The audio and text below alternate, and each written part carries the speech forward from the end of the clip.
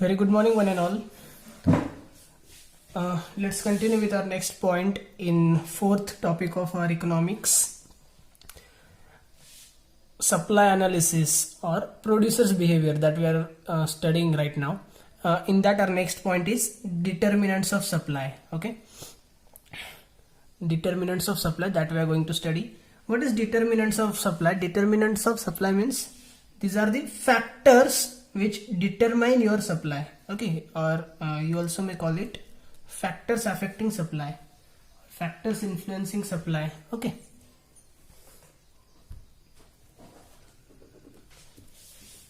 factors affecting market supply.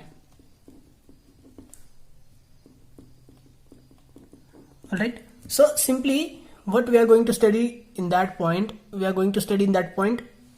simply those factors which will influence your market supply. ठीक है, कि इन factors की वजह से, because of these factors your market supply will change. Okay, either it will increase or it will decrease. For example, अभी आप 100 units supply कर रहे हो. For example, you are a supplier. Okay, and you are supplying 100 units. आप daily 100 units supply करते हो किसी को, तो इन फैक्टर्स की वजह से आप एक तो 100 से 110 कर दोगे या फिर 90 कर दोगे. Okay, so this factors will influence your volume of supply. Alright, so what are those factors generally which determine your supply or which determine the quantity that you are going to supply. Okay, so number one is price of commodity. Okay, price of commodity, this is one of the major factor which influence market supply. All right, एक चीज हमेशा ध्यान में रखो. ठीक है, whatever today we are going to study, एक चीज हम हमेशा ध्यान में रखेंगे कि when price increases, supply increases. Okay, demand के अंदर क्या था? when price increases, demand decreases. But यहां पे हमें क्या ध्यान में रखना है? when price increases, supply increases. Okay, so there is direct relationship. Demand के अंदर क्या था? there is inverse relationship between price and quantity demanded. but under supply there is direct relationship between price and supply. Okay, there is direct relationship between price and supply. Means what is direct relationship? Direct मतलब सीधी. Okay, and inverse relationship मतलब opposite. Okay, so when price increases, supply also increases. मतलब ये direct relationship हो गई. If price will increase by 10%, supply will increase by 10%. Okay, not necessary always 10%. उसके अंदर भी हमें elasticity of supply पढ़ना है.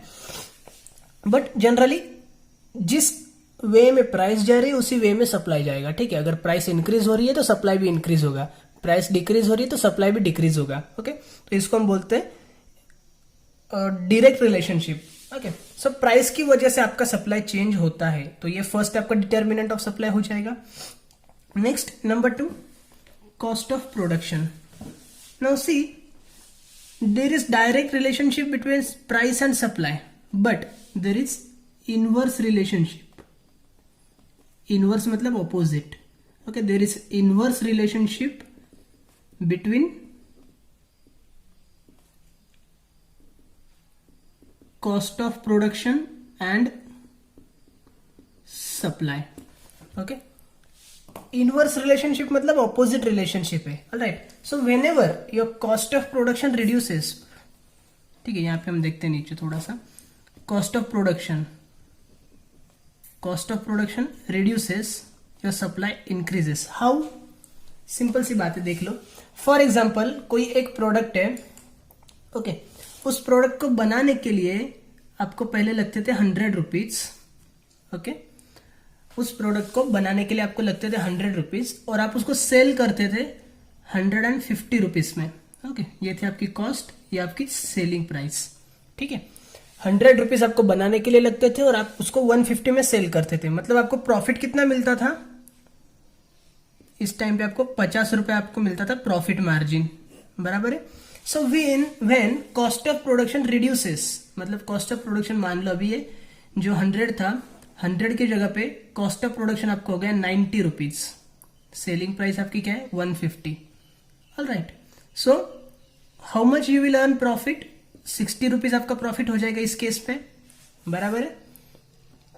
तो भाई जब आपका प्रॉफिट 10 रुपए से बढ़ने वाला है तो आप क्या करोगे, think being a supplier, okay, ऐसा सोचो कि आप खुद सप्लायर हो, आपको अगर 10 रुपए ज्यादा प्रॉफिट मिलने वाला होगा तो आप सप्लाई ज्यादा करोगे कि कम करोगे, डेफिनेटली आप ज्यादा सप्लाई करोगे ना, क्योंकि आपको ज्यादा प्रॉफिट मिल रहा है। So when ever cost of production reduces your supply increases, okay. On the other hand यही जो कॉस्ट ऑफ प्रोडक्शन आपका 100 रुपीज था वो हो गया 120, ठीक है, और आपकी जो सेलिंग प्राइस है 150 रुपीज है, तो इस टाइम में आपको सिर्फ 30 रुपए का ही प्रॉफिट होगा, बराबर है। मतलब आपका क्या हो गया, कॉस्ट ऑफ प्रोडक्शन इंक्रीज हो गया है, कॉस्ट ऑफ प्रोडक्शन इंक्रीज्ड, ठीक है। तो इस टाइम में आप क्या करोगे, आपको प्रॉफिट कितना हो रहा है, 30 रुपए का ही हो रहा है ना, प्रॉफिट आपका कम हो गया है। तो जब आपको प्रॉफिट कम होने वाला है तो आप सप्लाई ज्यादा करोगे कि कम करोगे, सिंपल सी बात है, अगर आपको प्रॉफिट कम हो रहा है तो आप सप्लाई भी कम करोगे, okay. So in that case you will reduce your supply. तो जब जब आपका कॉस्ट ऑफ प्रोडक्शन डिक्रीज होता है सप्लाई इंक्रीज होता है, जब कॉस्ट ऑफ प्रोडक्शन इंक्रीज हो रहा है सप्लाई आपका डिक्रीज हो रहा है, alright. So that means there is opposite relationship, अगर कॉस्ट इस वे में जा रहा है तो सप्लाई इस वे में जा रहा है आपका, okay. So there is opposite relationship, मतलब ये क्या, inverse relationship between cost and supply, okay. ये चीज समझिए, मतलब प्राइस की वजह से आपका सप्लाई चेंज होता है, ये हमने देखा। सेकेंड, कॉस्ट ऑफ प्रोडक्शन में अगर कुछ चेंजेस आ रहे हैं तो भी आपके सप्लाई में चेंजेस आ रहे हैं, so this is also one of the determinant of market supply.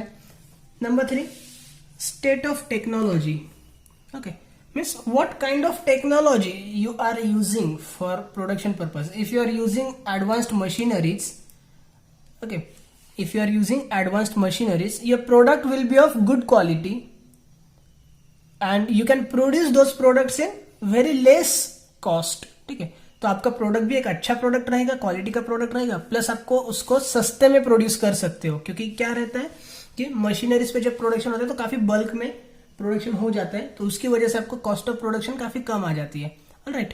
तो अगर आपकी कॉस्ट ऑफ प्रोडक्शन भी कम है प्लस आपकी क्वालिटी भी अच्छी है तो मार्केट में आपका डिमांड ज्यादा रहेगा, मार्केट में अगर आपके लिए डिमांड ज्यादा है तो आप सप्लाई भी ज्यादा करोगे, बराबर है ना। So because of state of technology again your supply determines. अगर आप आउटडेटेड टेक्नोलॉजी यूज कर रहे हो तो आपका आउटडेटेड टेक्नोलॉजी अगर आप यूज कर रहे हो तो आपका सप्लाई कम रहेगा। एडवांस टेक्नोलॉजी अगर आप यूज कर रहे हो तो आपका सप्लाई ज्यादा रहेगा, okay. So because state of technology also your supply determines, or state of technology also determines your quantity supplied, okay. Number 4, government policies. See, there are various policies of government which affect your working conditions. एक simple सा example ले लो कि अभी ये जो अपना corona का crisis चल रहा है, okay, because of that for longer period of time our markets were closed, आपके जो मार्केट्स थे वो क्लोज थे, बंद पड़े हुए थे। तो इसमें क्या हो रहा था, कस्टमर्स को भी प्रोडक्ट खरीदना है, उसकी इच्छा है, सप्लायर को भी सप्लाई करने की इच्छा है, प्राइसेस भी हाई है, ओके, प्राइसेस भी ज्यादा है, फिर भी वो सप्लाई नहीं कर पा रहा है, क्यों, क्योंकि मार्केट्स ही बंद है ना, he is not able to supply.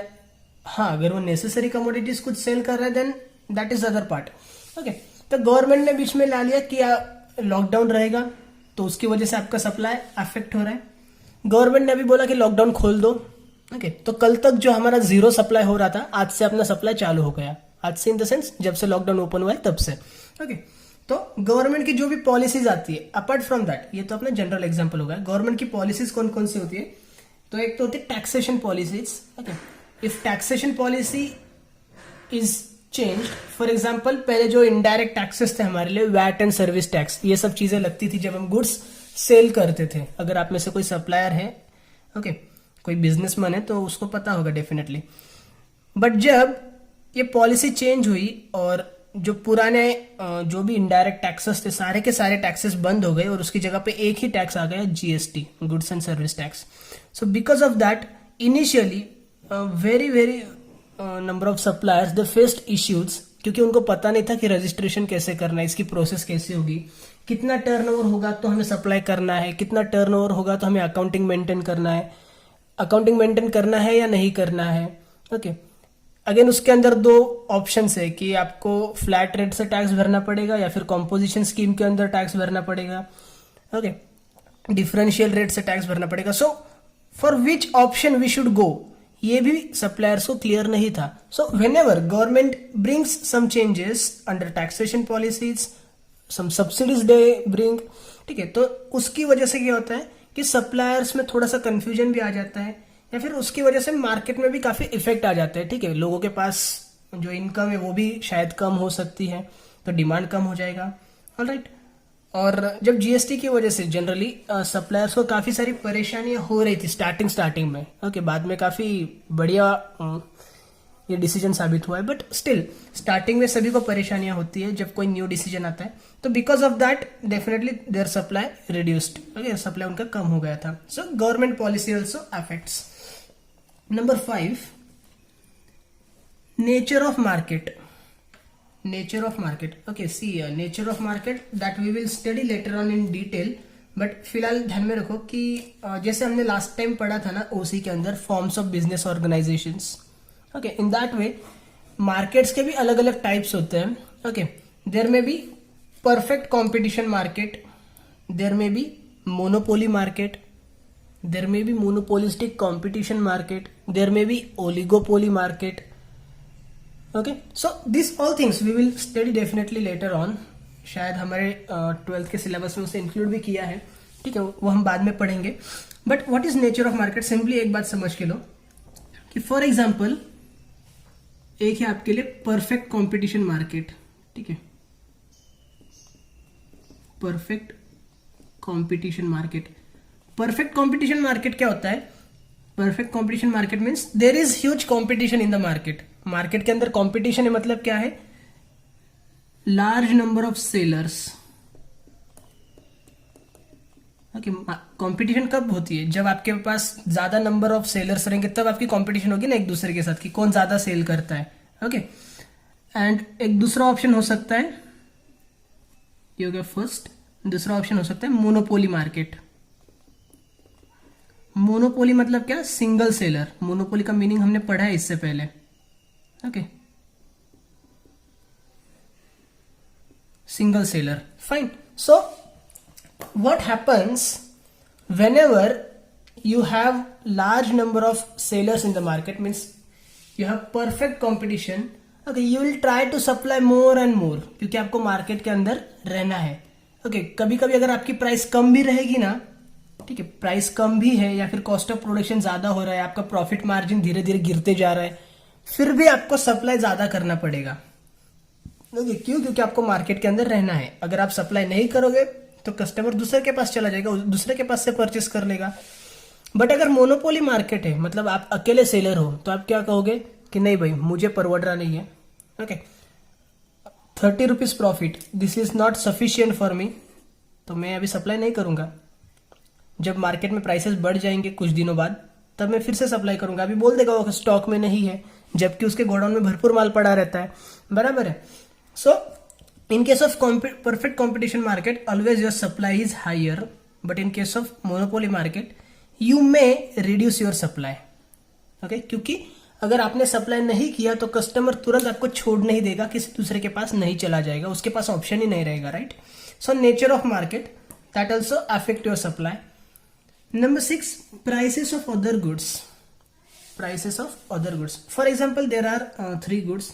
ठीक है, मान लो कि आपका प्रोडक्ट है ए और इसके अलावा बी और सी, ये भी प्रोडक्ट्स अवेलेबल है जो कि आपके गुड्स के लिए सब्स्टिट्यूट है. All right, if price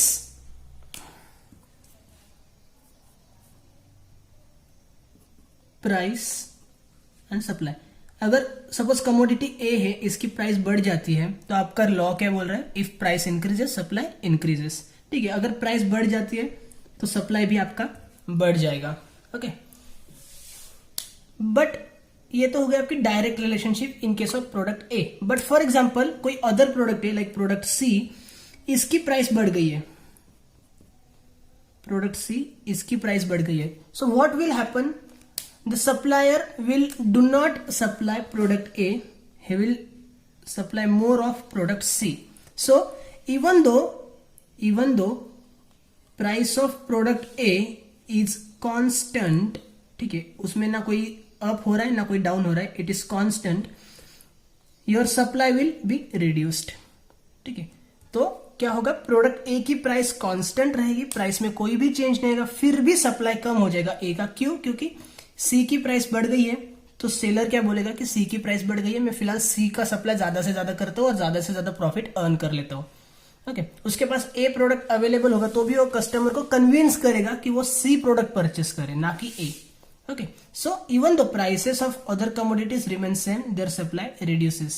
Okay, तो ऐसा नहीं है कि सिर्फ अपनी प्राइस ही हमें अफेक्ट करती, अदर कमोडिटीज की प्राइस जो है उसकी वजह से भी हमें काफी ज्यादा इफेक्ट हो जाते हैं। ओके, सप्लाई में हमारे चेंजेस आ सकते हैं। Number 7, infrastructural facilities. Infrastructural facilities means what, availability of infrastructure like transport, okay, और communication or power. Okay, so if such facilities are available, supplier can smoothly supply. अगर transport facilities for example available है, अभी मान लो कि मुझे कोई goods चाहिए है, या फिर मैं मुंबई में बैठा हूँ सपोज, ओके, मुंबई में मैं बैठा हूँ और मुझे दिल्ली में सप्लाई करना है, ऑलराइट, मैं कंटिन्यूसली दिल्ली में सप्लाई करते रहता हूँ, बट फिलहाल ट्रांसपोर्ट फैसिलिटीज अवेलेबल नहीं है। ओके, तो मैं दिल्ली में सप्लाई नहीं कर सकता हूँ। ऑन दी अदर हैंड, जब ये सब क्राइसिस खत्म हो जाएगा, सब कुछ मार्केट एकदम प्योरली ओपनली चलने लगेगा, बिल्कुल भी कोई भी खतरा नहीं रहेगा, in that case I can easily transport goods. Okay, sometimes हमें कुछ कमोडिटीज जो छोटे छोटे विलेजेस होते हैं वहां पे अवेलेबल नहीं होती है, क्योंकि वहां तक जाने के लिए ट्रांसपोर्ट फैसिलिटीज नहीं होती है। Okay, so infrastructural facilities that also affect your supply. आपको जहां पे सेल करना है वहां पे अगर इंफ्रास्ट्रक्चर अवेलेबल है तो आप वहां पे जाके सप्लाई कर सकते हो, बट अगर वहां पे इंफ्रास्ट्रक्चर अवेलेबल नहीं है तो आपकी कितनी भी मर्जी क्यों ना हो, ओके, कितना भी आपको वहां से हाई डिमांड मिल रहा है, हाई प्राइसेस मिल रहे हैं, but still you can not supply in that particular locations. Okay, next number 8, exports and imports. Exports and imports, for example Mr. A is a supplier and he produces 1000 units per month.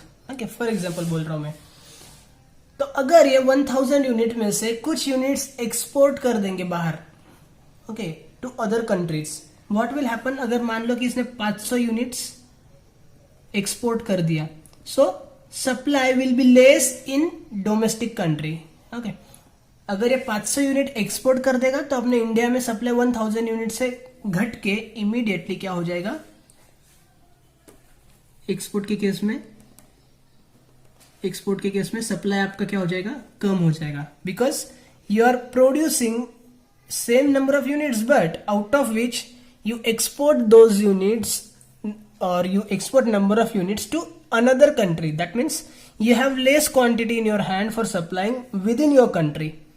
Okay, तो export के case में आपका जो supply है वो कम हो जाएगा, but अगर आप वही इंपोर्ट करते हो, ठीक है, कि ये 1000 यूनिट्स तो है ही, बट इन एडिशन अमेरिका से उसने बोला कि मुझे और 500 यूनिट भाई चाहिए, 500 यूनिट का उसने इंपोर्ट किया, so you will have now 1500 units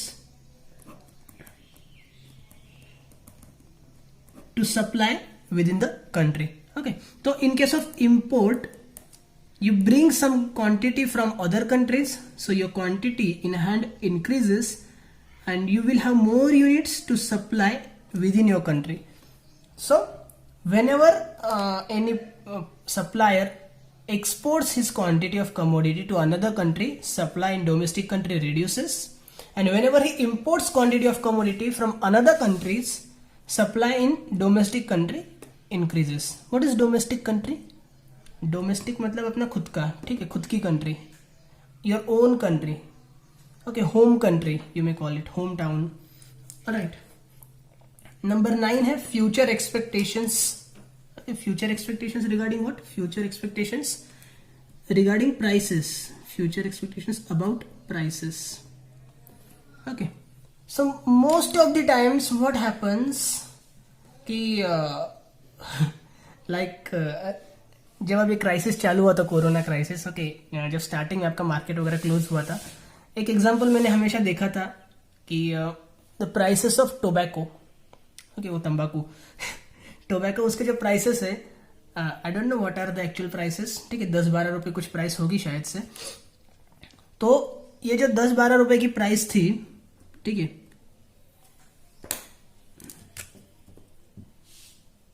जो प्राइस आपकी 10 रुपीज थी, वो 10 से 15 हो गई, कुछ दिनों बाद 20 हो गई, कुछ दिनों बाद 20 हो गई। एंड देन सप्लायर्स को एक चीज पता चली, मैंने भी देखा कि मेरे आसपास के जो कुछ सप्लायर्स थे, ठीक है, वो कुछ कस्टमर्स को दे रहे थे जो उनके जान पहचान के, बाकी कस्टमर्स को बोल रहे थे नहीं है स्टॉक में, ठीक है। क्या उनको बेचना नहीं था? उनको तो ज्यादा प्राइस मिल रही थी ना, बराबर है, प्रॉफिट भी ज्यादा होने वाला था, but still they were not supplying. Why? Because उनको पता था कि आने वाले 2-3 महीनों तक मार्केट स्टार्ट होने वाला नहीं है, तो अपने पास जो एडिशनल क्वांटिटी है वो अवेलेबल होने वाली नहीं है, हमारे सप्लायर्स हमें देने वाले नहीं है, ओके, फैक्ट्रीज बंद है, प्रोडक्शन बंद है। So they expected further increase in price in future.